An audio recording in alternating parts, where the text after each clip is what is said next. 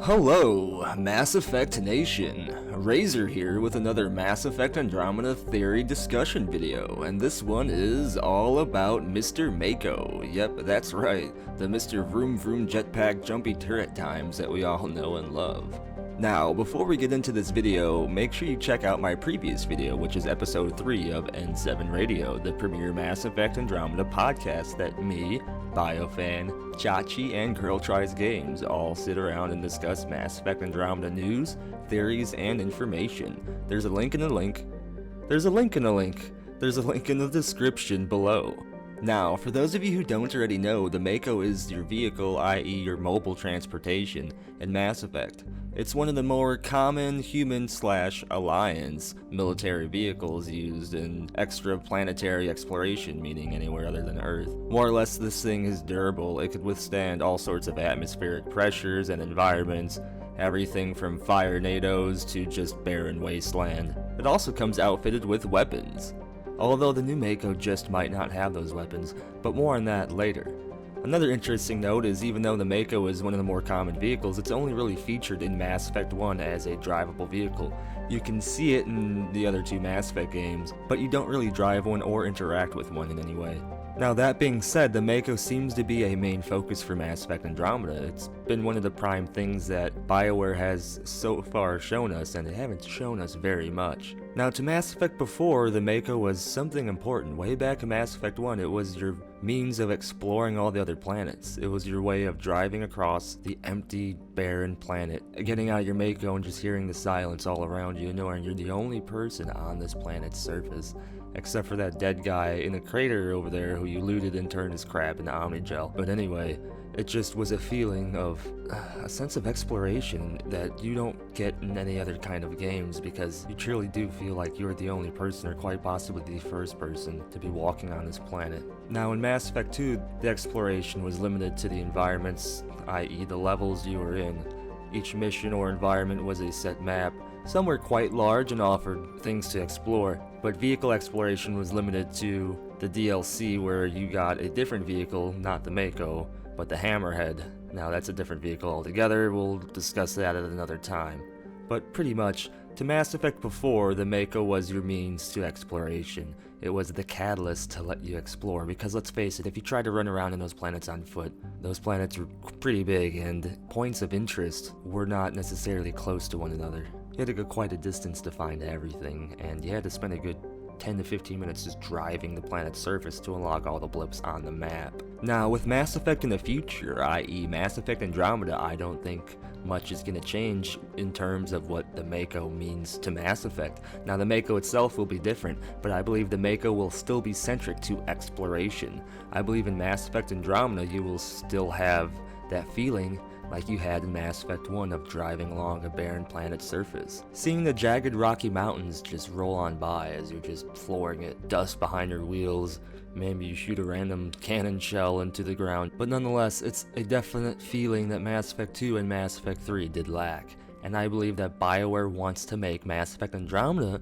somewhat of a mix between Mass Effect 1 and Mass Effect 2, in terms of having the unique and different environments that Mass Effect 2 and Mass Effect 3 had, combined with the huge maps and that feeling of exploration that was special in Mass Effect 1. I think they're gonna bring that back, and we'll have that same feeling in Mass Effect Andromeda, and I'm excited for that. Very, very excited. I mean, if you remember, the Mako was not necessary, and all this exploration was not necessary to beat Mass Effect 1. And Bioware has already stated that in Mass Effect Andromeda, driving the Mako around and doing all this exploration will not necessarily be necessary. It's something you can choose to do. Now, one unique thing with the new Mako is that Bioware has stated, notice how this new Mako doesn't have any weapons. Now, immediately that means most fans assumed that the new Mako would not have any weapons at all. However, I have a theory that maybe you'll be able to upgrade it. Maybe by finding new recipes or technology plans similar to Mass Effect 2, you can unlock upgrades by spending either credits or resources on the Mako to upgrade it. Maybe give it thicker armor, different ammo options, from incendiary rounds to chemical rounds to radioactive rounds. Maybe giving it a new axle to allow it to turn faster. Maybe some subwoofers, a nice amplifier, sound system, and campfire. But maybe you could eventually upgrade it with weapons. or better jetpacks, I love chumpy times. Or maybe, like in Dragon Age Inquisition, you could have different vehicles. Maybe one Mako set for fast, mobile, agile exploration, and another Mako set with thick armor and heavy weapons, which makes it a bit slower, but you can destroy everything around you like you could with the Mako in Mass Effect 1. I mean, that thing was able to snipe with a tank cannon. You could see, I think, like, what was it, 500 to 1,000 meters, and accurately just blow crap up. And if that didn't matter, you had another machine gun too that was fairly accurate at that same distance. I just love that Mako. So you snipe and take out the hard targets, and then you come jetpacking over the mountains with the machine gun, and boom. Ooh, it was fun. Another interesting thing I thought about regarding the new Mako was, if they're bringing back the co-op like they had in Mass Effect 3, will they have Mako co-op? Will they have someone be able to drive and another person be able to use a gun? Will the only Mako with weapons on it be in the multiplayer co-op mode? Who knows, but it'd be interesting to just drive on the planet with your friends and blow up enemy synthetic humanoid things.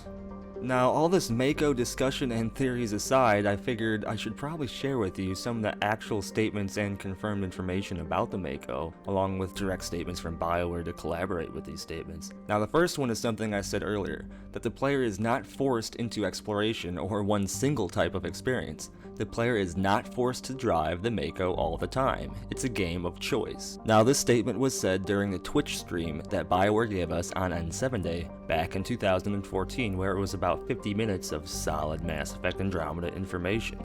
This was back before we even knew the game as Mass Effect Andromeda, and was one of the largest sources of Mass Effect information to date. In fact, it still is, because even though we did get that trailer at E3 in 2015, this year, we still didn't get that much information from the trailer. That being said, there still wasn't much information given to us during this Twitch stream, but like I said, it was the most information at once. Now, during that same Twitch stream, Bioware also said that the new Mako handles much better than the one you've played before. If you remember the Mako in Mass Effect 1, it turned like a tank because it literally was a tank. That, and it would randomly lose its grip when you were trying to climb a mountain.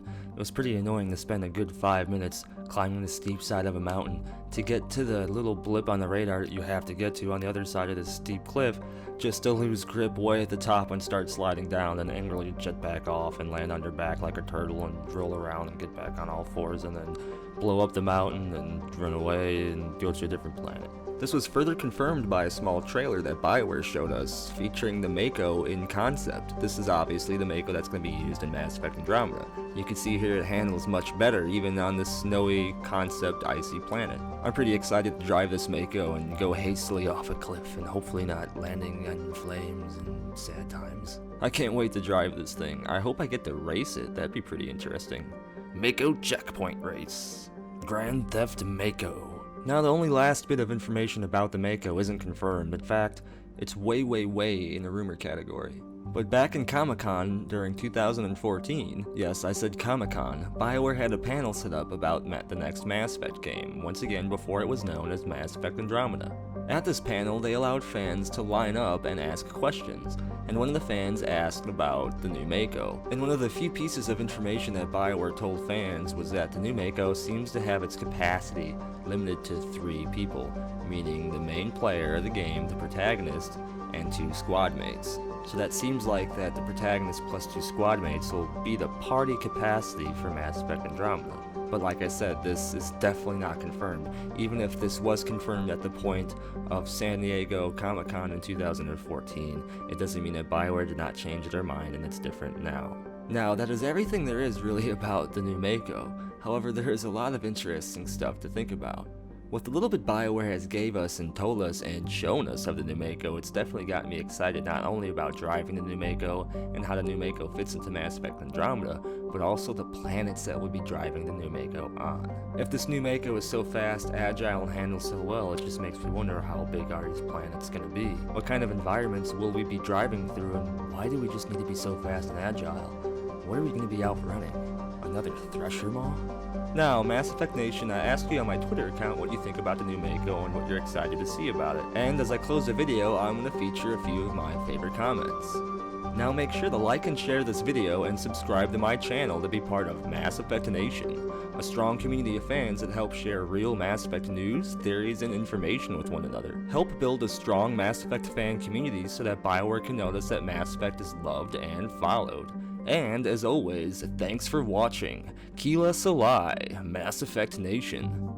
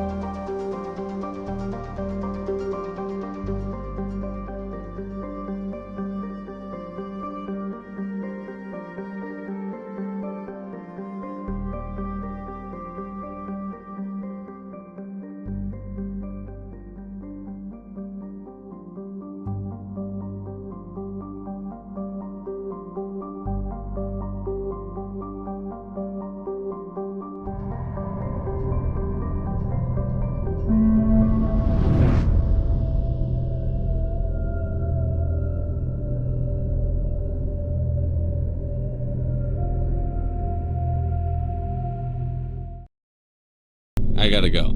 I need to go. I better go. I have to go.